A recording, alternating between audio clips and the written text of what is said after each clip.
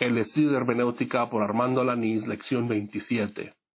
Muy bien, vamos a ahora en esta clase ver un estudio sobre el proceso de la interpretación. Este estudio es algo práctico, como ustedes ya ven en las hojas que se les ha entregado. Hay muchas porciones que están en blanco, algunas están hay líneas subrayadas. Esas están ahí intencionalmente para que ustedes puedan completar y llenar ahí lo que se requiere. Mientras ustedes están escuchando esta clase, yo voy a estar siguiendo el mismo plano que ustedes tienen ahí. Por supuesto, lo mío tiene las respuestas. Ustedes van a ver lo que yo digo, ustedes van a ver la pantalla en cuanto a lo que estamos estudiando. Si ven bien la pantalla, ahí van a estar todas las respuestas. Entonces, lo que vamos a tratar aquí es que practiquemos lo que ya hemos estudiado, pues se requiere escuchar, se requiere ver la pantalla y se requiere escribir las respuestas. Entonces, el estudio sobre el proceso, hermanos, de la interpretación va a ser algo sencillo, va a ser algo práctico, por supuesto, para poner en práctica lo que ya hemos aprendido en cuanto a hacer un exégesis. Cuando hablamos de proceso, entonces estamos hablando de cómo se va a hacer la interpretación de un texto. Primeramente, noten ustedes lo que está allí. Ahí está en la diapositiva el dibujo de un cerebro. Notarán ustedes el sistema cognoscitivo. El sistema cognoscitivo, hermanos, es un sistema de imágenes que está en el cerebro, que se han grabado allí, que los traemos desde antes del nacimiento. Son valores, son ideas, son conceptos, son mi creencias, son doctrinas, son mandamientos. Aún es el proceso de interpretación que hemos estudiado aquí, que ya tienen en su mente.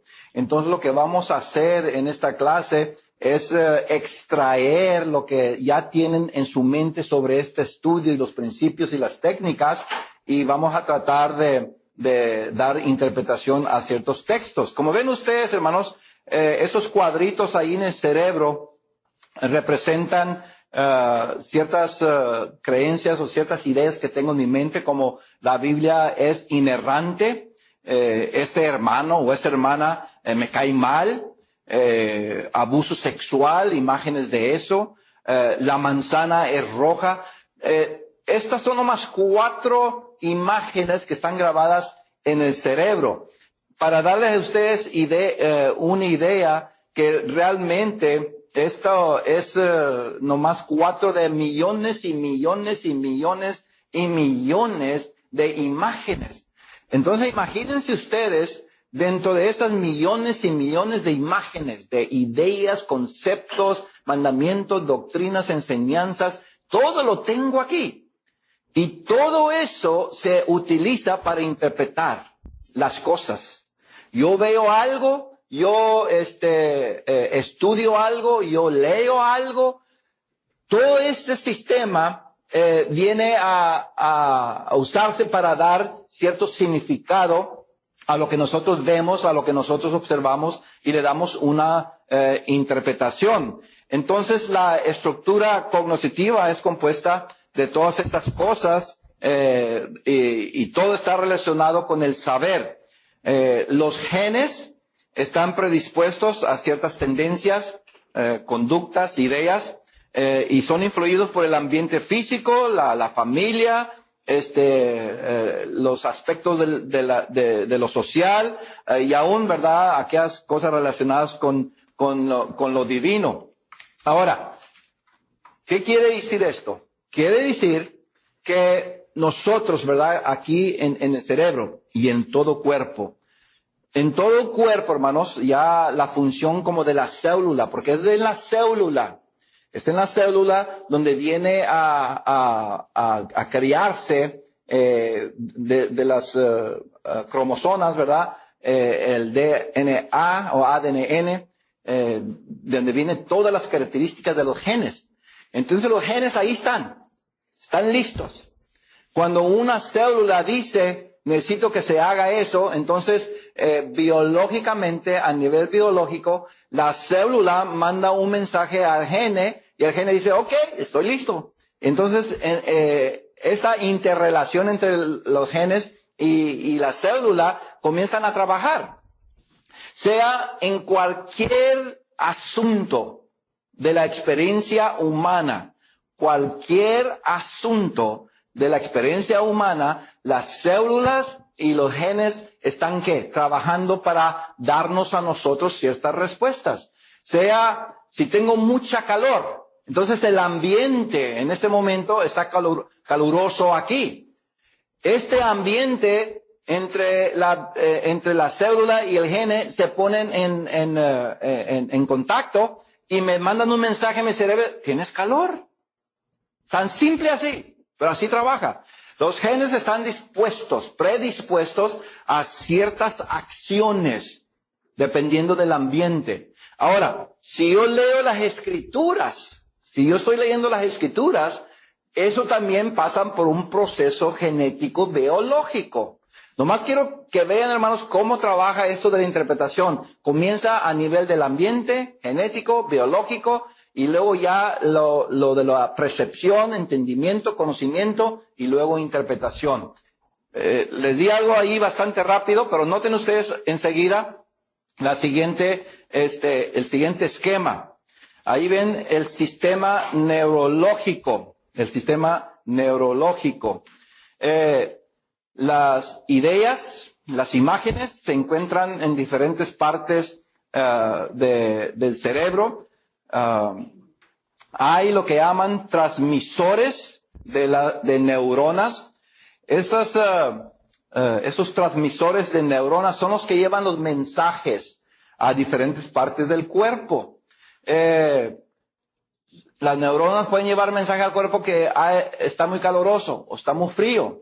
Las neuronas pueden llevar a diferentes partes del cuerpo que uno tiemble porque nos dio miedo. Las neuronas pueden llevar mensajes a diferentes partes del cuerpo que se sienta en estrés porque estamos pasando por una situación adversa en la vida. Las neuronas pueden llevar mensajes a partes del cuerpo para sentirnos nosotros deprimidos o sentirnos nosotros alegres.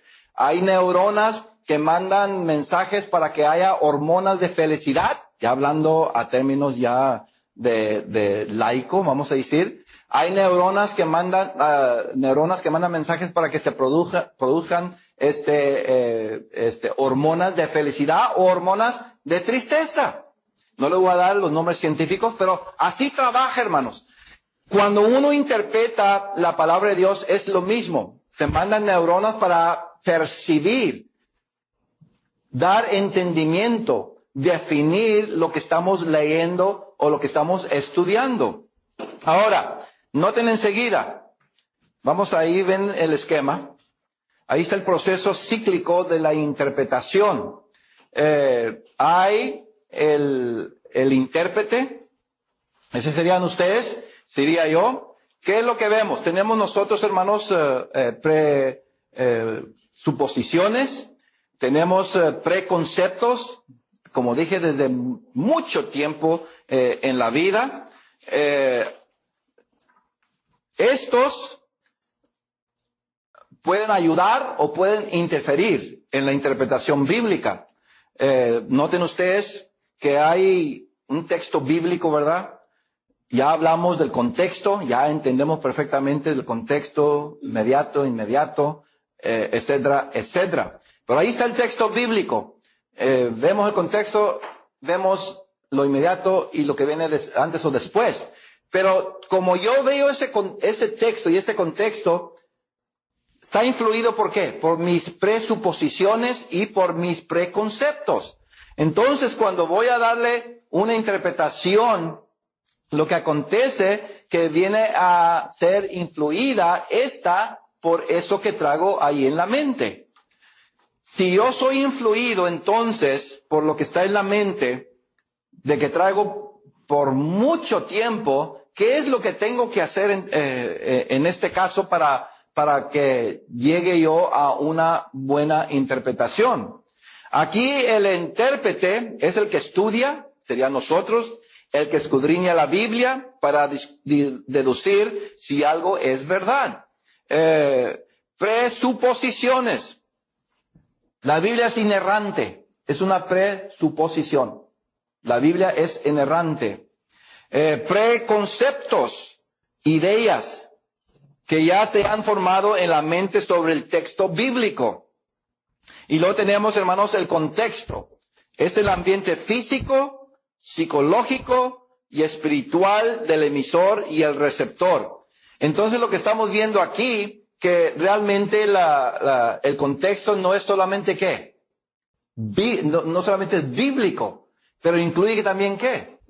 El ambiente en el que está el intérprete, lo físico, incluye también ¿qué? Lo psicológico y lo espiritual, no únicamente del que está interpretando, pero también del que está dando el mensaje, sea un libro o sea un expositor.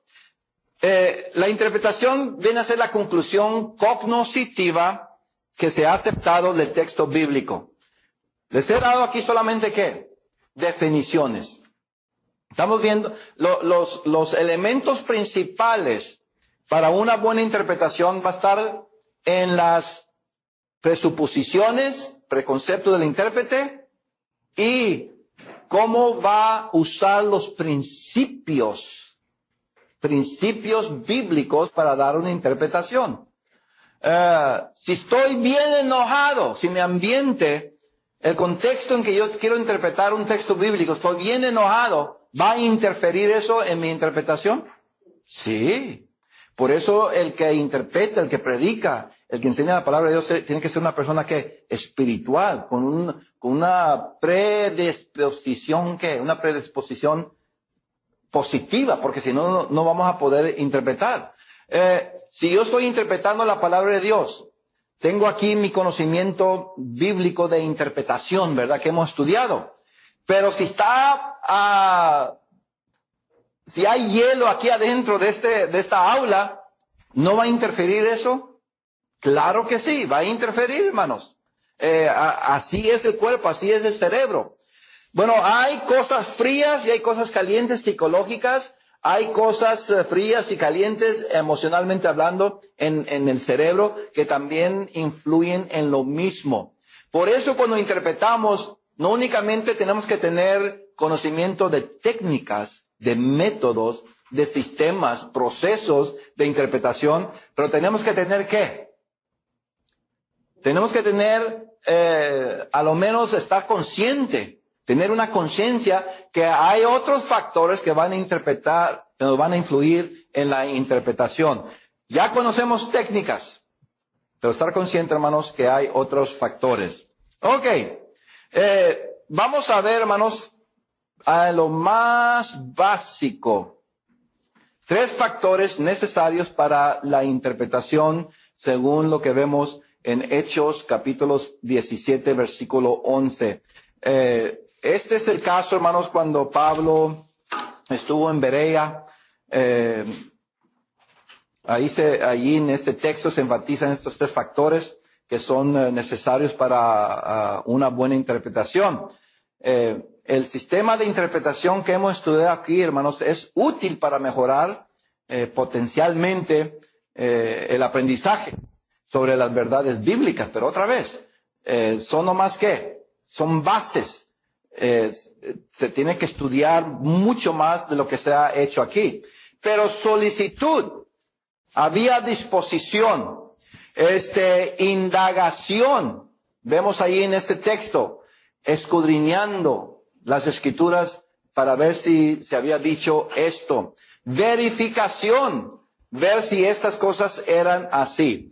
Básicamente, si yo quiero entonces dar una buena interpretación. En su sentido más básico de la Biblia, tengo que ser solícito, tengo que indagar y tengo que verificar. Lo que hemos aprendido nosotros aquí, entonces, es eso. Creo que tenemos la disposición, por eso estamos estudiando.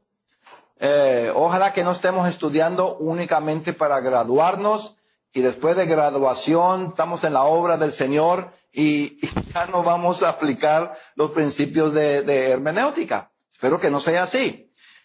Espero que seamos solícitos, quiere decir estamos dispuestos no únicamente tomar este curso de exégesis, de interpretación bíblica, para graduarnos, pero también, hermanos, para ponerlo en práctica en las clases, en las predicaciones que vamos a dar. Pero ¿qué vemos también ahí en cuanto a los hermanos de Berea? Indagación, escudriñando las escrituras para ver si esas cosas eran así como las enseñaba el apóstol Pablo. Indagar, ya hemos hablado mucho de eso, no es solamente leer lo que está ahí, no es únicamente dar definición de palabras, pero hermanos, incluye hacer un buen estudio sobre exégesis en cuanto al contexto inmediato e inmediato. Verificar. ¿Cómo se verifica si la interpretación que yo he dado es correcta? ¿Cómo? ¿Hay un instrumento de medimiento que me diga a mí, Armando, tú interpretaste este texto correctamente? Bueno, lo que pasa muchas veces, hermanos, es que lo dejamos en las manos de Dios. Creo que si honestamente y sinceramente hicimos lo suficiente, los pasos aquí que hemos estudiado, creo que podemos decir, bueno, hice lo suficiente para darle una buena interpretación y Dios te lo dejo en tus manos. Si me vas a ayudar más, pues no hay ningún problema. Entonces, verificación. Otra manera es que ustedes llegan a una interpretación y luego viene otra persona y tiene otra interpretación. ¿Qué vamos a hacer? A lo mejor digo yo, no, mi interpretación está correcta porque yo estudié bajo el hermano Armando Alanís, que dio un tremendo curso sobre exégesis y interpretación bíblica. No, hermanos. No, ese no es la disposición que debemos tener. Yo debo de comparar.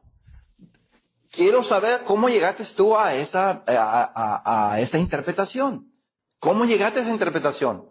A lo mejor él dice, mira, esta palabra la estuve estudiando en el hebreo y según los rabinos, según los lexógrafos, según los maestros de gramática, dicen que significa esto. Oye, qué interesante. Yo no me había fijado en eso. Y entonces yo uso esa información para que ayude también a ¿qué? A mi interpretación. Nunca, hermanos, dar contra a alguien porque yo he llegado a una conclusión en mi interpretación. Antes, vamos a usar la información de esa persona a ver dónde está, dónde es mejor, dónde es semejante a mi interpretación o dónde es donde hay diferencia y la de otro o la mía tiene mejor verificación. Ese es lo más, hermanos, que puedo aprender yo de la interpretación bíblica. No es para decir yo el que tengo la interpretación correcta, todos los demás están equivocados. No debe ser así. Yo tengo una interpretación bíblica y si hay una diferente, yo la voy a comparar, yo la voy a evaluar, la voy a investigar y si se verifica que yo necesito aceptar algo más de lo que me enseñan, entonces lo verificado se acepta. Y otra vez lo dejamos en las manos de Dios que nos está ayudando en este proceso. Muy bien. Noten ustedes aquí en la pantalla, vamos a ver métodos para interpretar la historia activa y pasiva. ¿Se acuerdan que estudiamos esto, verdad? Todo lo que tienen que hacer ustedes es poner una chequeada ahí en el documento que ustedes tienen práctico sobre la casilla para designar cuál declaración es la mejor respuesta. En Jeremías capítulo 52, verso 29 y verso 30. Ahí habla Jeremías de una experiencia, y quiero que vayan allí. Jeremías, capítulo 52, en el verso 29 al 30. Noten ustedes, primero, la escritura habla en tiempo presente, pasado, futuro. No den respuesta, nomás marquen ahí. Capítulo 52, verso 29 y verso 30. En el año 18 de Nabucodonosor, él llevará cautivas de Jerusalén a 832 personas. En el año 23 de Nabucodonosor, Nabuzazarán, capitán de la guardia, llevará cautiva. ¿Ven? ¿Qué estamos usando? Lenguaje. Entonces, ¿qué sería aquí? ¿Qué sería aquí? ¿Tiempo presente, pasado o futuro? ¿Qué dice la pantalla? Ahí está la respuesta. Notan ustedes, ¿verdad? Ahí está la respuesta. El tiempo pasado. Ahora, a punto de vista del autor, y esto es un poquito más difícil, al punto de vista del autor de Jeremías, versículo 34 refleja el año 37 del rey Joaquín. Versículo 31, el año 37 refleja el versículo 28, el año 606 antes de Cristo. O versículo 30, el año 23 refleja el año 562 antes de Cristo del versículo 31. Bueno, ustedes no han tenido tiempo, hermanos, para hacer una investigación de las fechas y todo eso. Lo que estamos haciendo aquí, noten que le estoy haciendo preguntas. Y para cumplir con esta pregunta, tenemos que tomarnos unos 15 o 20, 30 minutos, tal vez mucho más. Pero quiero que ustedes vean la respuesta y van a tener que ir a investigarla después. Porque la respuesta es, el versículo 34 refleja el año 37 del rey Joaquín. Esa es la respuesta. La correcta, exactamente. Entonces, ustedes ponen una chequeada en la cual leas. En la pregunta número 2, ponen al punto de vista del autor, versículo 34 refleja el año 37 del rey Joaquín. ¿Qué le estoy impresionando a ustedes? ¿Qué estoy impresionando aquí a ustedes? ¿Verdad que no es nomás de decir el rey Joaquín era un rey, y Nabucodonosor llevó cautivos? Hermanos, si vamos a hacer una exégesis, yo tengo que saber fechas. Todavía ni hablamos del rey Joaquín. ¿Quién es? ¿Cómo era? ¿Qué año reinó? ¿Qué estaba haciendo? ¿Qué son sus problemas? Hay mucha información, hermanos, si voy a hacer un buen exégesis. Yo les doy la respuesta a ustedes después de hacer un exégesis. Ok, vamos a seguir. Noten ustedes, el versículo 34 se escribió aproximadamente ¿en qué año? Bueno, hay 562 en el año del rey Joaquín, el 595 en el año 18 de Nabucodonosor, verso 29, o 606 antes de Cristo, en el año séptimo del rey Nabucodonosor, verso 28. Noten la respuesta. ¿Cuál es?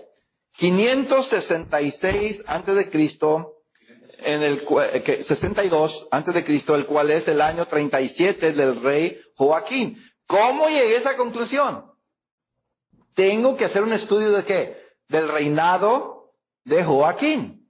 No es simplemente, yo le estoy dando la respuesta, hermanos, porque su cerebro está viendo esto, aunque digan, pues, no entiendo cómo llegó a esa respuesta. ¿Cómo llegué a esa respuesta? Estudiando el reinado de Joaquín. Estudiando cuando reinó Nabucodonosor. Estudiando ¿Cuándo es el año 18? ¿Cuándo es el año séptimo? Tengo que comparar todo esto. Lo que quiero es que vean, hermanos, que cuando hace uno exégesis, hay detalles allí que no puedo yo dejar por alto. Ok, vamos enseguida.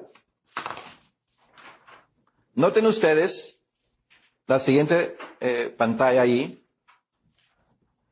El texto puede ser historia activa, pasiva, y le voy a añadir aquí, hermanos, pasiva profética.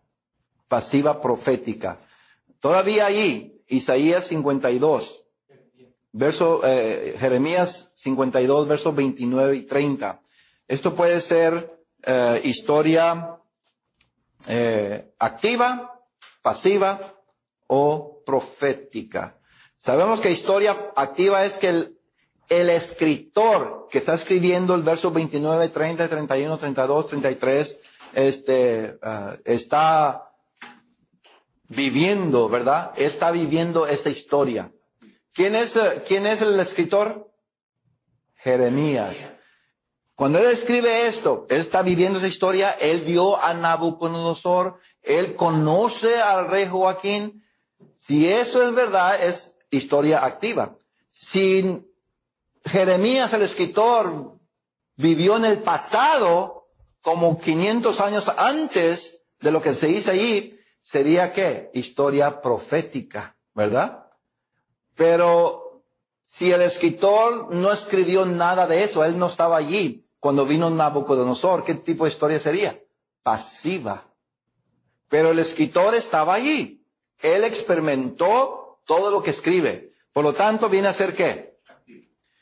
Aquí, vamos a ver. Activa. Narrativa activa es como tengo yo ahí. Vamos a ver el siguiente. Al punto de vista del autor, el verso 37 es tiempo presente, pasado, futuro. Ese sí podemos verlo. El verso 37. El verso 37 de Daniel, capítulo 2, verso 26 al 45. Vimos un poco de esto, hermanos. Vimos un poco de esto. Pero vamos a Daniel, en el capítulo 2, verso 26 al 45. ¿Y qué es lo que vemos allí? Noten ustedes. Capítulo 2, verso 26. Son preguntas, creo que ya son fáciles. Dice el verso 26, respondió el rey y dijo a Daniel, el cual llamaban Belsasar, ¿podrás tú hacerme conocer el sueño que vi y su interpretación? Está hablando en tiempo presente, pasado o futuro. ¿Pasado?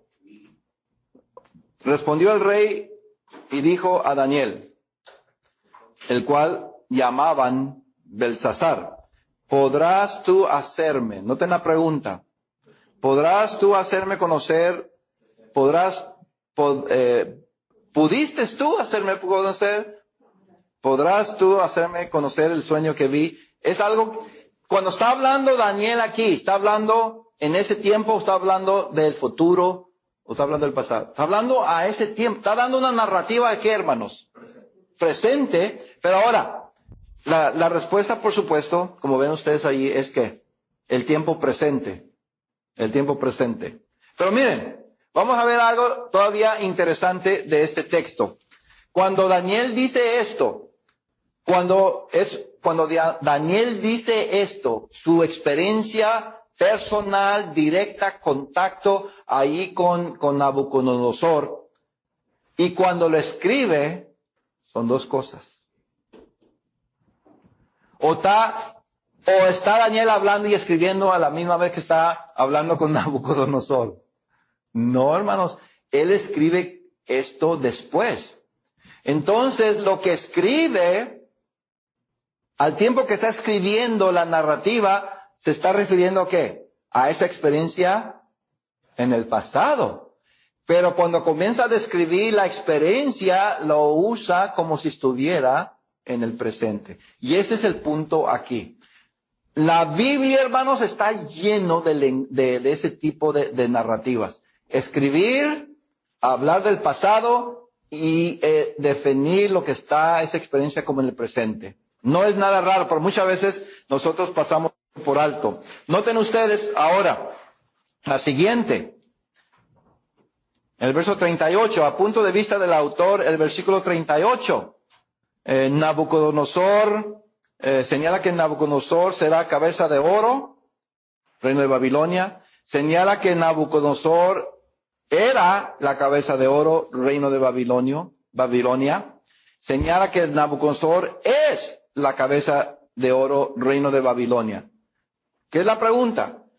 Verso 38, noten ustedes, dice, y donde quiera que habiten hijos de hombres, bestias del campo y aves del cielo, Él os ha entregado en tu mano y te ha dado el dominio sobre todo. Eres aquella cabeza de oro. El escritor Daniel está diciendo que será cabeza, era cabeza o es cabeza. Es. Entonces la respuesta es ¿qué? Nabucodonosor es la cabeza de oro. ¿Qué estamos viendo históricamente? Que Daniel está dando una interpretación cronológica, hermanos. Tiempo en que él está dando la interpretación y además, ¿qué está haciendo? Está dando también ¿qué? La narrativa, cómo se está expresando él con el rey Nabucodonosor. Vamos a ver la que sigue. Noten ustedes. A punto de vista del autor, el verso 39 señala que habrá después de Babilonia 3 reinos consecutivos. Señala que después de la cabeza de oro habrá el reino medo-persa y luego Grecia. O señala que después habrá el imperio romano, cuarto reino. El punto del verso 39. Y después de ti, ¿quién es ti? Nabucodonosor, reino de oro, Babilonia, otro reino inferior al tuyo. Entonces, el que sigue, ¿cuál sería? Sabemos históricamente, hermanos, que era el reino de Babilonia, los medo-persas, los griegos, y el cuarto reino, ¿cuál era? Roma, cronológicamente. Cuando Nabucodonosor escucha que se va a levantar un reino inferior el verso 39, inferior al de él, ¿estaba el pensamiento de Nabucodonosor en el futuro o en el presente? En el futuro, porque Daniel lo está dirigiendo ¿a dónde? Al futuro. Y podemos seguir, hermano, de la misma manera. Vamos a seguir aquí, en el que sigue, según la cronología. Noten ustedes, según la cronología. Según la cronología del cuarto reino, déjenme cambiarle. Según la cronología del cuarto reino, verso 44. El reino eterno se levantará, el reino terrenal de Israel se levantará, el reino de Roma dominará. Según el verso 44. Porque dice, en los días de esos reyes, ¿cuáles reyes? Lo del cuarto reino, verso 42, 43 específicamente. Es cuando el Dios del cielo levantará un reino que no será jamás, que jamás será destruido. Entonces la respuesta para esta pregunta es que el reino eterno se levantará. Ok. Ahora viendo eso, Daniel capítulo 2, versos 26 al 44, noten ahí la diapositiva. Este texto puede ser historia narrativa activa, narrativa pasiva o narrativa pasiva profética. ¿Cuál será? ¿Cuál es la mejor? ¿Cuál es la mejor? La pasiva. La activa, perdón. ¿Activa? Sí. ¿No habla algo de profecía? Sí, pero no es pasiva profética. Bueno, Si fuera pues... activa profética, sí. Ok. Cuando digo activa, cuando digo narrativa pasiva, quiere decir que el profeta habla del futuro, pero no va a estar viviéndola. ¿Qué habla más? ¿Del presente? Porque sí habla de presente, historia activa. Sí, me explico. Sí habla de historia activa, cuando está hablando ya de Nabucodonosor, pero cuando habla de Nabucodonosor es nomás un punto. Después habla ¿qué? de los otros reinos. Y luego vamos al capítulo 9, capítulo 10, capítulo 11, y todos esos, hermanos, es profecía activa, pero más que pasiva, profética. Entonces, en este caso, sería más la respuesta 3. Exactamente. Sería la número 3. Narrativa pasiva profética. ¿Por qué digo esto? Porque se está concentrando más Daniel en la historia del futuro. Ok. Vamos a... ¿Cómo? Sí, no. Vamos a recapitular, hermanos, lo que hemos visto aquí. Cuando hablamos entonces de un texto, ¿de qué estamos hablando? De ver, ya sabemos del contexto inmediato y todo eso, pero ver qué, hermanos, detalles, como personas, estamos hablando de fechas, estamos hablando de reinados, tenemos que hacer esos estudios. ¿Cómo se llegó a la conclusión de esos 4 reinos? ¿Cómo se llegó a esa conclusión de esos 4 reinos? Bueno, nosotros muy seguro, si ya habían leído antes, muy seguro que fuimos a un comentario y alguien ya hizo esa investigación por nosotros. Entonces, ¿qué hacemos nosotros? Mira este comentario. Es un comentario histórico, es un libro histórico de Babilonia, de los reinos de Grecia y todo eso, y da un orden. Entonces yo aprendo de estudiar la historia para interpretar ¿qué? Para ver la interpretación avanzada del sueño de Nabucodonosor. Daniel habló de los medo-persas por nombre, fechas, cuándo fue el reino, de qué edad, de qué año a qué año. Habló Daniel específicamente de los griegos, qué año reinó, los nombres de los reyes, o de Roma. Se menciona no Roma por nombre. No, hermanos. Nosotros los intérpretes hacemos esto que muchos años después tenemos que estudiar la historia para ver esos detalles. Pero ya dentro del texto mismo tenemos que estudiar ¿qué? La experiencia de esa historia. ¿Ven la diferencia? Una es saber la historia cronológica, otra es saber la historia de la experiencia del que escribe este texto. En este caso, Daniel. ¿Cómo estaba experimentando él la historia? ¿Era pasiva? ¿Era activa?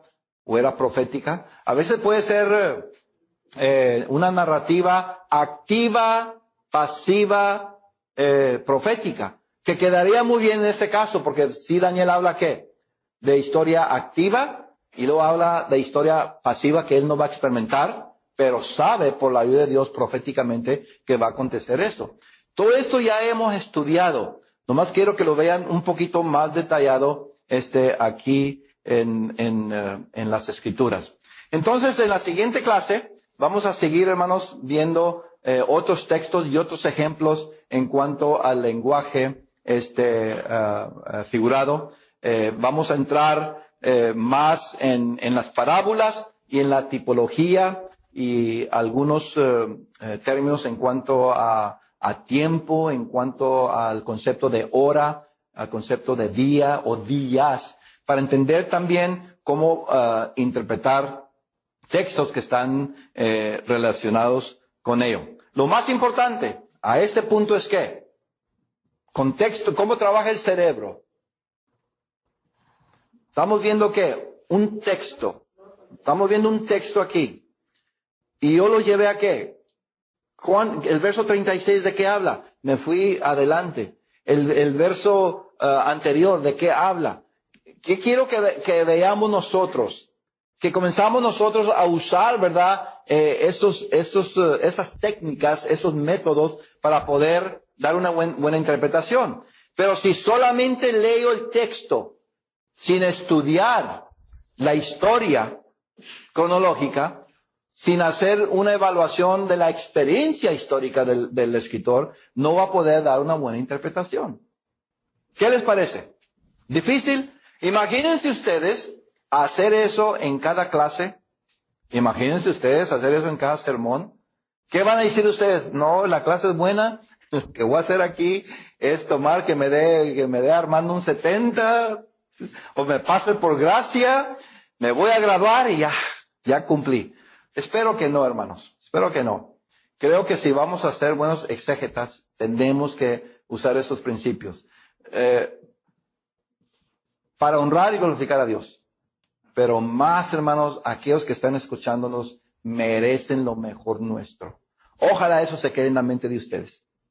Cada vez que enseñe no use exégesis nada, nomás le estoy dando aquí lo que nomás estudié rápido, nomás para cumplir con mi clase. Ojalá que se venga estas palabras que voy a decir, es deshonra y no glorifica a Dios. Ojalá que cada vez que ustedes estén predicando un sermón, yo sé que Armando dijo esto, pero ¿qué puedo hacer? Esa es deshonra, para mí es deshonra, no es glorificar a Dios cuando yo puedo hacer un buen exégesis, un buen estudio y no lo hago.